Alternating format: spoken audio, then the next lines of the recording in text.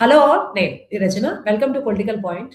ఇన్నాళ్ళు పార్టీ ఆఫీస్‌కి, అలాగే కేవలము ప్రెస్ మీట్‌లకి వీటికే పరిమితమైనటువంటి బీఆర్ఎస్ నేతలు, యాక్టివ్‌గా ఉన్నటువంటి నేతలు కేటీఆర్ గావచ్చు, హరీష్ రావు గావచ్చు, వీళ్ళందరూ సడెన్‌గా కొంచెం ఒక అగ్రెసివ్ స్టాండ్ తీసుకొని ఆందోళన చేసేటువంటి స్థితికి బీఆర్ఎస్ పొజిషన్‌ని తీసుకొచ్చినటువంటి ఉదంతం అయితే నిన్న గన్ పార్క్ ఇన్సిడెంట్‌తో తేలిపోయింది. ఆఫ్‌కోర్స్ బీఆర్ఎస్ నేతలు అక్కడికొచ్చినప్పుడు కాంగ్రెస్ లీడర్స్ వెళ్ళిపోవడం ఇదంతా కూడా ఒకవైపు రాష్ట్రం అప్పుల విషయం కావచ్చు, గురుకులం దాంట్లో అవినీతి టెండర్‌లు గావచ్చు, ఫీజు రియంబర్స్‌మెంట్ విషయం గావచ్చు, లేటెస్ట్‌గా చేసినటువంటి అన్ని అసంతృప్తి ఉన్న అన్ని విషయాల్ని కూడా బీఆర్ఎస్ ప్రభుత్వం చాలా స్ట్రాంగ్‌గా ప్రొజెక్ట్ చేసేటువంటి ప్రభుత్వం చేస్తూ ఉంది. ఇప్పటి వరకు చాలా సైలెంట్‌గా కొంత న్యూట్రల్‌గా ఉన్నటువంటి బీఆర్ఎస్ పార్టీ ఇంకా బీజేపీ యాక్టివ్‌గా పనిచేస్తుంది. ఇప్పుడెందుకు ఇంత అగ్రెసివ్‌గా అవుతుంది? దీని వెనుకున్నటువంటి వ్యూహం ఏంటి? దీని గురించి మనతో డీటెయిల్‌గా మాట్లాడడానికి సీనియర్ జర్నలిస్ట్ అలాగే పొలిటికల్ అనలిస్ట్ చలసాని నరేంద్ర గారు ఉన్నారు. వాళ్ళని డీటెయిల్‌గా తెలుసుకుందాం. నరేంద్ర గారు welcome to political point. So చెప్పండి, ఇన్నాళ్ళు అంటే 2 ½ ఇయర్స్ వరకు బీఆర్ఎస్ స్టాండ్‌కి, ఇప్పుడు స్టాండ్‌కి డిఫరెన్స్ అయితే నిన్న ఇన్సిడెంట్‌తో క్లియర్‌గా కనిపించింది. దీన్ని మీరు ఎలా చూస్తున్నారు తెలంగాణ రాజకీయ పరిణామాల్లో? ఎన్నికల ముందు రాజకీయ నాయకులు గానీ, రాజకీయ పార్టీలు గానీ, క్రియాశీలంగా పనిచేయటం, జనం దృష్టిని ఆకట్టుకోవాలని జనం మధ్యకెళ్ళే ప్రయత్నాలు చేయటం, అందుకు ఏ అవకాశం వచ్చినా ఉపయోగించుకోవటం సర్వసాధారణం. ఇప్పుడు ఈ సంవత్సరంలో చివరిలోగా హైదరాబాద్ నగరంలో 3 మున్సిపల్ కార్పొరేషన్ల ఎన్నికలు జరగాల్సి ఉంది. అదేవిధంగా కీలకమైనటువంటి వరంగల్, ఖమ్మం నగరాలకు కూడా మున్సిపల్ కార్పొరేషన్ ఎన్నికలు జరగాల్సిన అవసరం ఉంది. వాడు ఎప్పుడు జరుపుతారు ఎన్నికలు, ఇది ఇప్పట్లో జరిపే ఉద్దేశం ఉందా సంవత్సరం లేదా అని ప్రభుత్వానికి అది స్పష్టత లేకపోయినప్పుడు కూడా ఎన్నికలకి అన్ని పార్టీలు సిద్ధం కావటం అనేది సర్వసాధారణం. ఆ కృషిలో భాగంగానే ఇప్పుడు ముఖ్యమంత్రి రేవంత్ రెడ్డి గారు మొదటి కాంచి కూడా కాంగ్రెస్ గత అసెంబ్లీ ఎన్నికల్లో నగరంలో దాదాపు తుడిచిపెట్టుకుపోవటం, ఒక్క అసెంబ్లీ స్థానం కూడా గెలవకపోవటంతో దీన్ని ప్రతిష్టాకరంగా తీసుకొని నగరంలో కాంగ్రెస్ పార్టీని ఏవైనా సరే బలోపేతం చేయాలి, ఇక్కడ ఉనికి చాటాలని చెప్పి అనేక విధాలుగా ప్రయత్నాలు చేశారు. మొదటగా మజ్లిస్‌తో స్నేహం చేయటం గాని, తర్వాత 2 ఉప ఎన్నికల్లో అన్ని వనరులు ఉపయోగించి ఆయన గెలిచే ప్రయత్నం చేయటం గాని చేశారు. అదేవిధంగా కూడా గత కార్పొరేషన్ ఎన్నికల్లో దాదాపు సగం సీట్లు బీఆర్ఎస్‌తో సమానంగా గెలుచుకొని నగరంలో తన యొక్క ఉనికి చాటుకోవటం కాకుండా లోక్సభ ఎన్నికల్లో కూడా దాదాపు ఒక హైదరాబాద్ సిటీ తప్పితే చుట్టూ ఉన్న అన్ని నియోజకవర్గాల్లో కూడా బీజేపీ గెలిచింది. దీనివల్ల నగరంలో అటు బీజేపీ, కాంగ్రెస్ ఉనికి బలమైనటువంటి ప్రత్యర్థులుగా రేపు ఎన్నికల్లో ఎక్కడ నిలబడే అవకాశం ఉందా అనేటువంటి అనుమానం కావచ్చు, అభిప్రాయంతో కావచ్చు, బీఆర్ఎస్ కూడా ఎన్నికలకి సిద్ధం కావడానికి పెద్ద ఎత్తున ప్రయత్నాలు ప్రారంభించిందని నిన్న జరిగినటువంటి పరిణామాలు, సంఘటనలు తెలియజేస్తున్నాయి. అయితే ఈ సందర్భంగా బీఆర్ఎస్ నాయకులు, కాంగ్రెస్ నాయకులు పరస్పరం చేసుకున్న విమర్శలు గాని, ఆరోపణలు గాని, సవాలు గాని కొత్తేం కాదు అవన్నీ. గత 2 ఏళ్లుగా తరచుగా చేసుకుంటున్న విమర్శలే. అప్పుల విషయంలో గాని, అవినీతి విషయంలో గాని, ఎన్నికల హామీలు అమలు చేయకపోవటంలో గాని తరచుగా ఆరోపణలు పరస్పరం చేసుకుంటున్నారు. ఒకరిని ఒకరు దూషించుకుంటున్నారు. అయితే అది కేవలము పార్టీ కార్యాలయాలకో, ప్రెస్ మీటింగ్‌లకో, ఇంటర్నల్ మీటింగ్‌లకో మాత్రమే పరిమితమై చేసుకుంటున్నారు. మొదటిసారిగా బీఆర్ఎస్ పెద్ద ఎత్తున ఈ విధంగా ప్రయత్నం చేస్తుందని చెప్పొచ్చు. చూస్తే ఇది బీఆర్ఎస్ యథాలాపంగా ప్రతి సమావేశంలో బీఆర్ఎస్ కాదు, బీజేపీ కూడా అనేక సార్లు మంత్రులకు గాని, ప్రభుత్వానికి గాని సవాల్ చేసింది. తెలంగాణకి ఏమి ఇవ్వలేదని ముఖ్యమంత్రి అంటున్నారు. ఏమి ఇచ్చావో మేము చెబుతాము. బహిరంగ చర్చకి రండి, ఎక్కడికైనా వస్తాము. సవాలు అందరూ చేస్తున్నారు. ఇవాళ కొత్తగా చేసిన సవాలు కాదు. అయితే తెలుసు తెలియదుకో కొంతమంది మంత్రులు ఆ సవాలుకి తీవ్రంగా స్పందించి బీఆర్ఎస్ యొక్క రాజకీయ ఉచ్చులో పడిపోయేట వలన ఈ విధంగా జరిగిందా అని అనుమానం కలుగుతుంది. యాక్చువల్‌గా ఒక రాజకీయాలు అంటే మనం తాజాగా జరిగినటువంటి పరిణామాలు చూస్తే కిషన్ రెడ్డితో రేవంత్ రెడ్డి ఎట్లాంటి ఛాలెంజ్ చేశారు, లేఖ రాశారు. ఆయన నిజంగానే ఢిల్లీలో కలిసే వెళ్లారు. దాన్ని ఆమోదించి పాజిటివ్‌గా. అదిగా ప్రతిపక్షాలు గాని, అధికార పక్షం గాని ప్రజా సమస్యల మీద, ప్రజలకు సంబంధించిన అంశాల మీద అగ్రెసివ్ గానే ఉంటారు. ఉండటం ద్వారానే ప్రజల దృష్టి ఆకర్షిస్తారు. నిన్న మంత్రులు మరి చర్చకి సిద్ధం అని గన్ పార్క్ వచ్చినప్పుడు చర్చకి బయలుదేరినటువంటి బీఆర్ఎస్ నాయకుల్ని, మాజీ మంత్రుల్ని రానివ్వకుండా పోలీసులు ఎందుకు అడ్డుకున్నారు? పోలీసులు వాళ్ళు అంటూనే ఉన్నారు. హరీష్ రావు వాళ్ళు, కేటీఆర్ కూడా బీఆర్ఎస్ ఆఫీస్ నుంచి బయటికి బయలుదేరే ముందు మమ్మల్ని అక్కడ దాకా వెళ్ళనివ్వండి, రానివ్వండి చేసి మీరు ఆహ్, దొంగ రాజకీయాలు చేయవద్దు అని కూడా అంటూనే ఉన్నారు. అయితే బీఆర్ఎస్ కార్యాలయం బయటికి రాకుండానే వాళ్ళని అరెస్ట్ చేశారు. వాళ్ళని వాళ్ళు బీఆర్ఎస్ ఆఫీస్‌లో గాని, గన్ పార్క్ వద్ద గాని ఎక్కడైనా సరే చర్చకి సిద్ధం అన్నారు. అన్నప్పుడు మంత్రులు కూడా చర్చకి సిద్ధం అన్నప్పుడు గౌరవంగా గన్ పార్క్ వద్ద కాకుండా వాళ్ళు అసెంబ్లీలోనే చర్చించుకుందాం, అసెంబ్లీలో చర్చిద్దాం ఈ విషయాన్ని అనో, లేకపోతే పలానా చోట వేరే వేదిక మీద అనుంటే ఒక విధంగా గౌరవంగా ఉండేదేమో. అలా విధం కాకుండా మంత్రులు మేము చర్చికి ఎక్కడైనా సరే సిద్ధం అని మేమే వస్తాం. మీరు రమ్మంటారా? మమ్మల్ని రమ్మంటారా? అని అన్నమాట జూపల్లి కృష్ణారావు మొదట. మంత్రులు ఆ విధంగా అని ఒకలా తొందరపడి ఆ విధంగా చేసి, మరి ఆ మాట మీద వస్తున్నటువంటి బీఆర్ఎస్ నాయకులను రానీయకుండా వాళ్ళని పోలీసులను అడ్డుకోవటం అనేది ఒక విధంగా ఒక ప్రభుత్వం ఏదో దాపరికం దాచే ప్రయత్నం చేస్తుంది. బహిరంగంగా విషయాల్ని చర్చించడానికి సిద్ధంగా లేదు. అవినీతి ఆరోపణలు గాని, అప్పుల మీద గాని, ఇతర విషయాల మీద కూడా బహిరంగ వాస్తవాలు దాచిపెడుతుందా అనేటువంటి అనుమానాలని ప్రజల్లో కలిగే విధంగా నిన్న బీఆర్ఎస్ నాయకుల అరెస్టులు జరిగాయని చెప్పొచ్చు మనం. ఇంకొకటి చెప్పండి నరేంద్ర గారు. ఇప్పుడు మనం గనక దీన్ని ప్రతి పొలిటికల్ పార్టీ ఒక పొలిటికల్ స్ట్రాటజీతోనే చేస్తుంది కాబట్టి జీహెచ్ఎంసీ ఎలక్షన్స్ కావచ్చు, స్థానిక ఎన్నికలు ఇవన్నీ వచ్చే సందర్భంలో బీఆర్ఎస్ పార్టీ మీద చాలా వ్యతిరేకత ఉంది. అందుకనే కాంగ్రెస్ పార్టీ, నేషనల్ పార్టీ అధికారంలోకి వచ్చింది. తర్వాత కూడా కేసీఆర్ ఎక్కువ ఎక్కడ కనిపించలేదు. సో ఈ నేపథ్యంలో కేటీఆర్ కావచ్చు, హరీష్ రావు కావచ్చు, వీళ్ళు చేస్తున్నటువంటి ఇటువంటి ఒక ఆల్మోస్ట్ ఒక పక్కన కవిత డివిజన్ ఉండింది. టీఆర్ఎస్ పార్టీ దాన్ని పెట్టింది. సో ఇవంతా కూడా బీఆర్ఎస్ కి ఇటువంటి అగ్రెసివ్ స్టాండ్ అనేది ఇప్పుడున్న ఎన్నికల్లో పనికొస్తుంది. అంటే జీహెచ్ఎంసీ గాని వీటిలో. ఎందుకంటే మాక్సిమం రూలింగ్ పార్టీ గెలిచే అవకాశం ఉంది. లేకపోతే 2.5 ఇయర్స్ తర్వాత వచ్చేదానికి ఏమైనా అవకాశం ఉందా?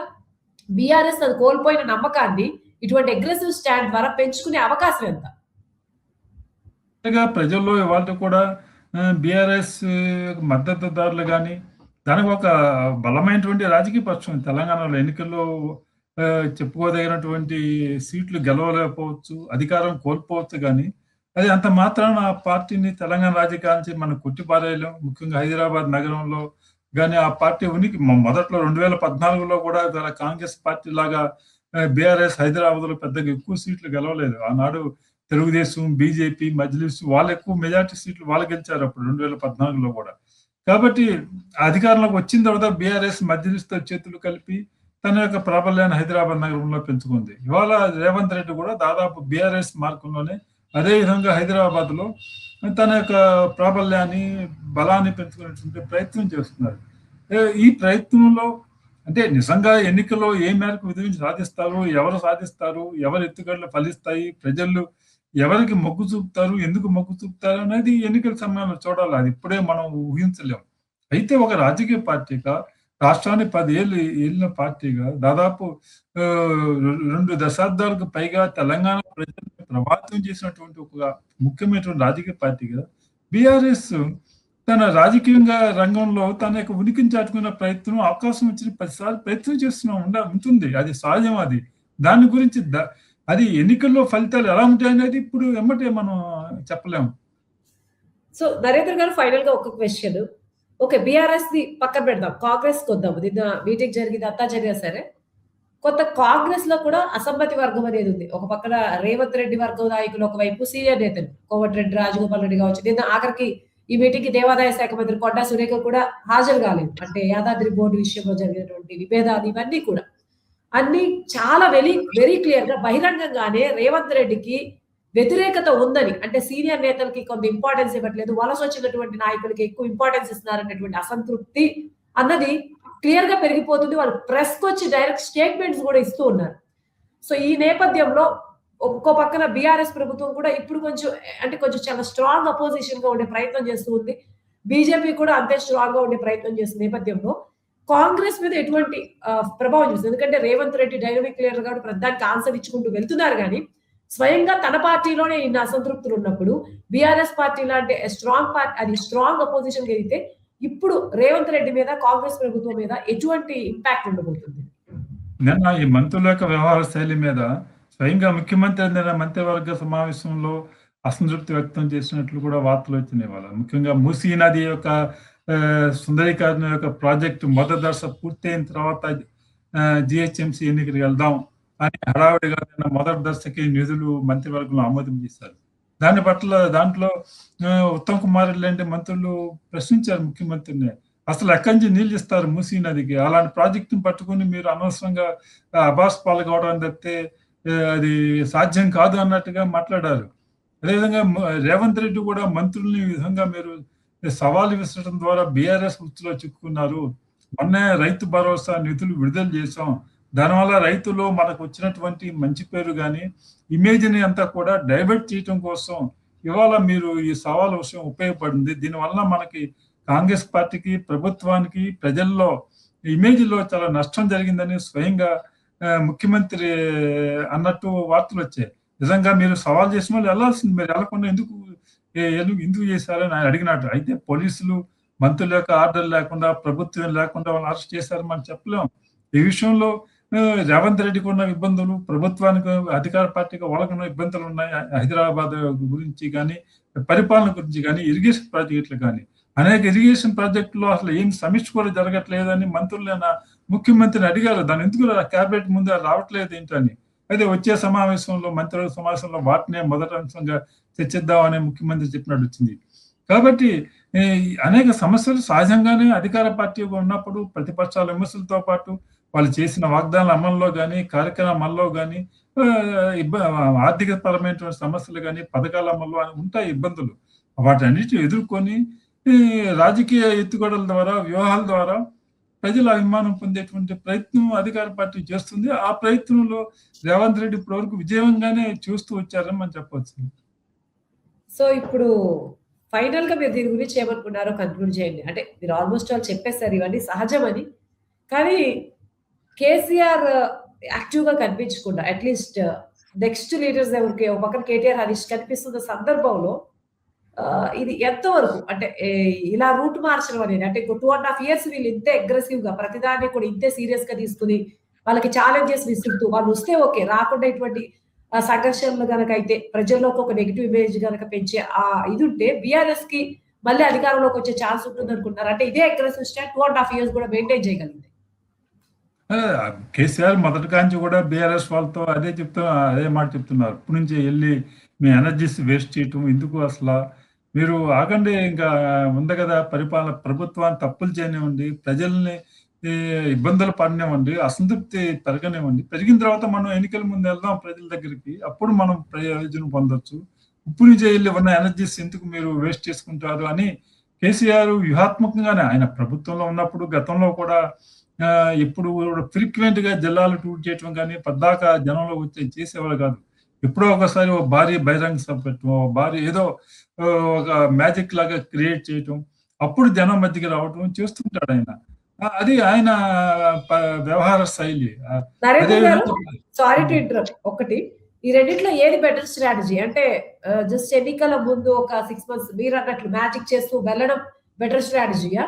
ముందు నుంచి అంతే యాక్టివ్ గా ఉండి వాయిస్ రేజ్ చేసి ప్రజల్లో క్రమంగా గ్రో అవడం, అంటే వీళ్ళు ఎన్నికల ముందు రారు, ఫస్ట్ నుంచి ఉంటారు ఇంప్రెషన్, ఏది బెటర్ స్ట్రాటజీ? ఒక పొలిటికల్ అనలిస్ట్ మీరు ఏది బెటర్ స్ట్రాటజీ అనుకుంటున్నారు? అంటే సొంతంగా ప్రజాకర్షణ లేని నాయకులు కేవలం పద్దాక, గతంలో ఎన్టీ రామారావు కూడా అలాగే ఉండేవారు. ఆయన పద్దాక జిల్లాలో పర్యటన చేసేవారు కాదు. ఎప్పుడో ఒకసారి జిల్లాలో రోజంతా 2 రోజుల్లో మొత్తం పర్యటించేవాళ్ళు, మళ్ళీ ఎప్పుడో వచ్చేవాళ్ళు. ఇప్పుడులాగా ప్రతి వారం నెలకు 2-3 సార్లు ఒకే జిల్లాలో పర్యటన చేసేవారు కాదు. అయితే ఆ తర్వాత వచ్చిన చంద్రబాబు గారు అంటే తెల్ల కానీ వాళ్ళు they want establish themself as a leaders జనం మధ్య. అందుకనే వాళ్ళు పద్దాక జనంలోకి వెళ్ళడం ద్వారా, వాళ్ళు ఐడెంటిఫై చేయడం ద్వారా వాళ్ళు మనం మర్చిపోకుండా వాళ్ళ మధ్య తమ యొక్క ఉనికి చాటుకునే ప్రయత్నాలు వీళ్ళెవరు పెద్ద మాస్ లీడర్స్ ఏం కాదు. కేవలం కష్టపడి కింద మీద పడి ఈ ఇతరత్ర పార్టీ పేరు, ఇతరత్ర ప్రాబల్యాల వల్ల వీళ్ళు నాయకత్వంలోకి వచ్చారు, కీలక పదవుల్లోకి వచ్చారు. కాబట్టి నిత్యం జనంలో ఉంటుంది వలన తమ నాయకత్వాన్ని కాపాడుకోవడానికి, ప్రజల దృష్టి నుంచి పోకుండా ఉండటానికి ఈ నాయకులు ప్రయత్నం చేస్తున్నారు. అయితే కేసీఆర్ హిమ్సెల్ఫ్ ఎస్టాబ్లిష్ ఒక మాస్ లీడర్ గా ఎస్టాబ్లిష్ అయ్యారు. అందుకనే ఆయన పద్దాక జనంలోకి వెళ్తే మన యొక్క ఇమేజ్ అనేది తగ్గిపోతుంది, పద్దాక జనం అలవాటు పడిపోతారు అని ఆయన ఆ విధంగా అదొక స్ట్రాటజీ. ఏ స్ట్రాటజీ అది? చివరికి ఎన్నికల్లో ఏది పనిచేస్తుందంటే అప్పుడున్న రాజకీయ పరిస్థితులు, పరిణామాలు, అవన్నీ అనేక అంశాలు ఎన్నికల మీద ప్రభావితం చేస్తాయి. ఈ విధంగా కేవలం రోజు జనం మధ్య తిరిగి జనం మధ్య ప్రతి సవాలు చేసుకుని మీడియా ముందు వచ్చి తిరిగినంత మాత్రాన ఓటర్లని ప్రభావితం చేస్తారని మనం భావించలేం. ఓకే. థ్యాంక్ యూ నరేంద్ర గారు. Thank you so much. Overall గా చూస్తే ఇది ఫెచింగ్ అవుద్దా లేదా అని మనము ఇప్పుడే చెప్పలేకపోయినప్పటికీ కాంగ్రెస్ లో కూడా అసంతృప్తి పెరుగుతున్న నేపథ్యంలో అయితే కొంత బీఆర్ఎస్ కి ఫెచింగ్ ఉండేటువంటి అవకాశం ఉంది. అయితే మీరు అన్నట్టు కేసీఆర్ స్ట్రాటజీ వర్క్ చేస్తే మేబీ బీఆర్ఎస్ కి వర్కౌట్ అవ్వచ్చు. ఇట్లా పద్దాగా కనిపించిన ఒక కైండ్ ఆఫ్ చాప్ కూడా పోయే అవకాశం ఉంది. ఏదేమైనప్పటికీ రానున్న ఎన్నికలు జిహెచ్ఎంసీ కొంత డిసైడ్ చేస్తే వీళ్ళ స్ట్రాటజీ ఎలా వర్కౌట్ అవుతుంది. Thank you so much Narendra గారు. ఇంతటి చర్చ. నమస్తే.